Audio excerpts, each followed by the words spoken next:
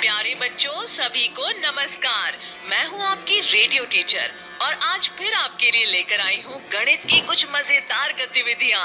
आपको याद है ना, पिछली रेडियो कक्षा में भी हमने गणित की कुछ मजेदार गतिविधियाँ की थी। जी टीचर जी, क्या आज भी हम कोई गतिविधि ही करेंगे? हाँ बच्चों, आज भी हम पिछली बार की ही तरह कई मजेदार गतिविधियाँ करेंगे, लेकिन पहले पिछली बार की गई गतिविधियों पर बात करते हैं। सबको याद तो है ना, पिछली बार हमने लंबाई का मापन और मानक इकाइयों में लंबाई के बारे में सीखा था। जी टीचर जी, हमने इसे करके भी देखा था। शाबाश राजू भैया, कैसे? हमारी गणित की पुस्तक के सवालों से।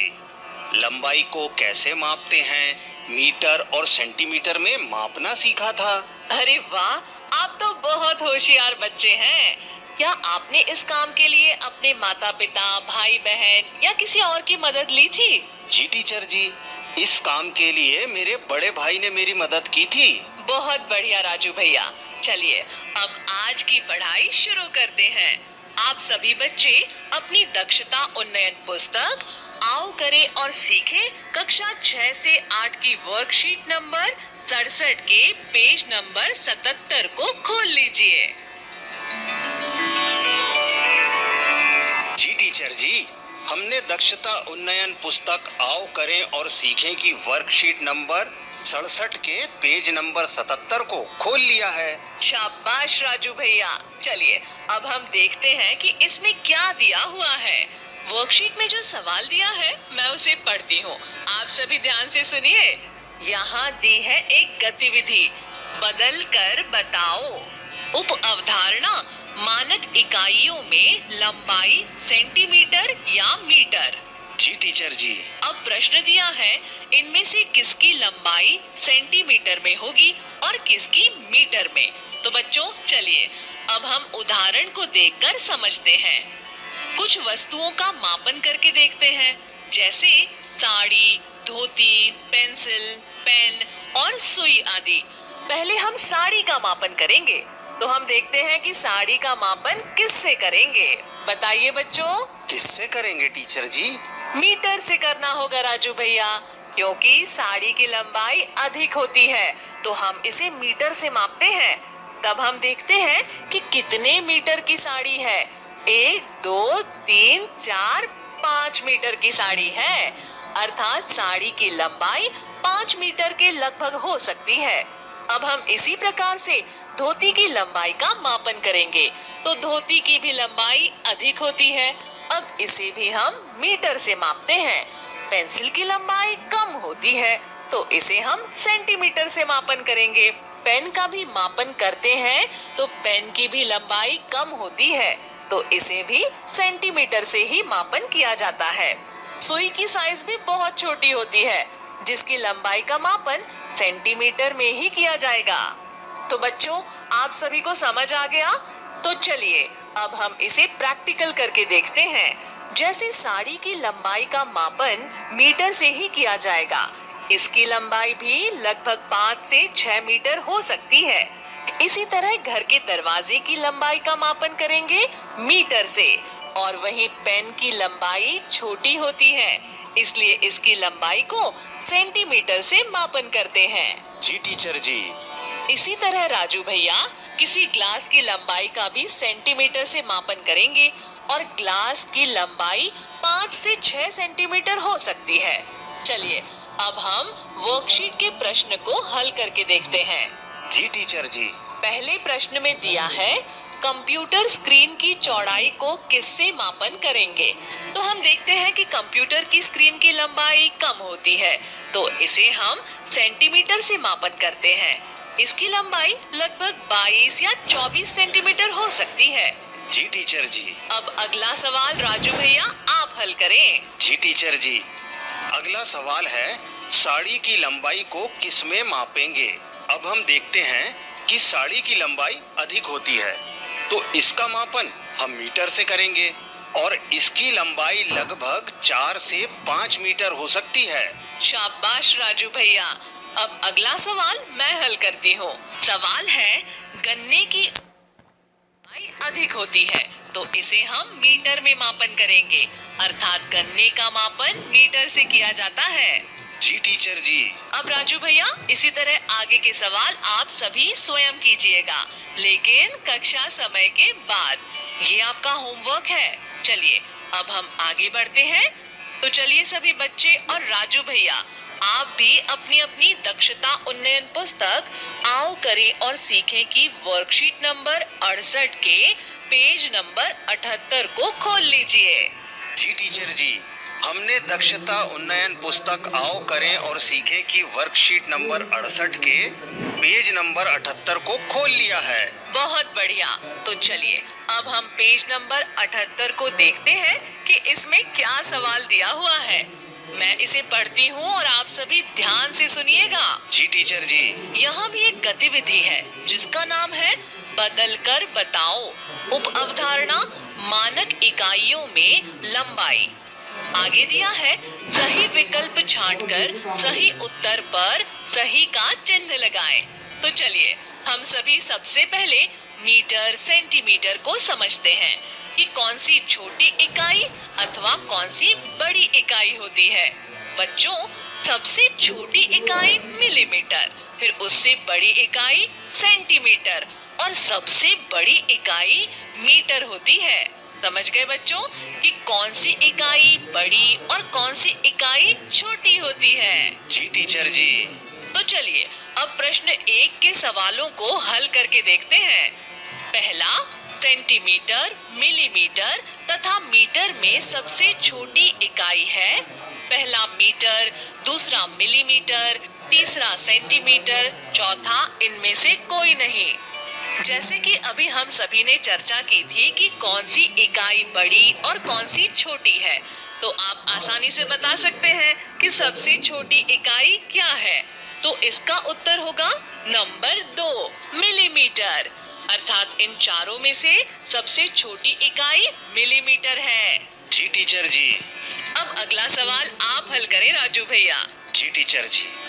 सवाल 2, 1 सेंटीमीटर बराबर है 1 मिलीमीटर, 2 10 मीटर, 3 1 मीटर और 4 10 मिलीमीटर।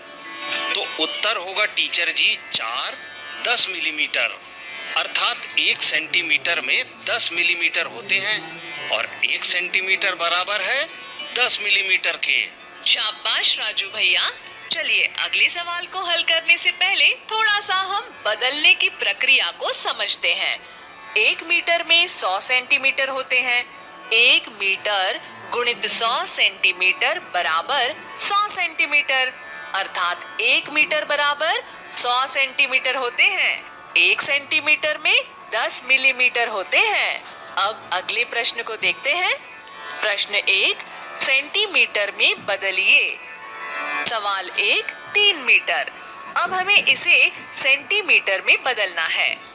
अब हम इसे सेंटीमीटर में बदलेंगे। 3 गुणित 100 बराबर 300 सेंटीमीटर। अर्थात 3 मीटर में 300 सेंटीमीटर होते हैं। सवाल 2, 9 मीटर। 9 गुणित 100 बराबर 900 सेंटीमीटर। अर्थात 9 मीटर में 900 सेंटीमीटर होगा। चलिए राजू भैया अब आगे के सवाल आप कीजिए। जी टीचर जी। सवाल 3, 5 मीटर। 5 गुणित 100 बराबर 500 सेंटीमीटर। अर्थात 5 मीटर में 500 सेंटीमीटर होते हैं। सवाल 4, 8 मीटर। 8 गुणित 100 बराबर 800 सेंटीमीटर। अर्थात 8 मीटर में 800 सेंटीमीटर होते हैं। सवाल 5, 4 मीटर। 4 गुणित 100 बराबर 400 सेंटीमीटर। अर्थात 4 मीटर में 400 सेंटीमीटर होंगे। सवाल 6, 10 मीटर। 10 गुणित 100 बराबर 1000 सेंटीमीटर। अर्थात 10 मीटर में 1000 सेंटीमीटर होंगे। शाबाश राजू भैया। अब अगला प्रश्न भी हल कीजिए। जी टीचर जी। टीचर जी यहाँ दिया है सेंटीमीटर में बदलिए। सवाल 1, 50 मिलीमीटर। टीचर जी क्योंकि 1 सेंटीमीटर में 10 मिलीमीटर होते हैं इसीलिए उत्तर के लिए हम 50 में 10 का भाग देंगे। 50 भागित 10 बराबर 5 सेंटीमीटर, अर्थात 50 मिलीमीटर में 5 सेंटीमीटर होंगे। बहुत बढ़िया राजू भैया। टीचर जी, अब आगे के सवाल भी इसी तरह हल करेंगे ना? बिल्कुल राजू भैया। तो टीचर जी, अगला सवाल है सवाल 2, 10 मिलीमीटर।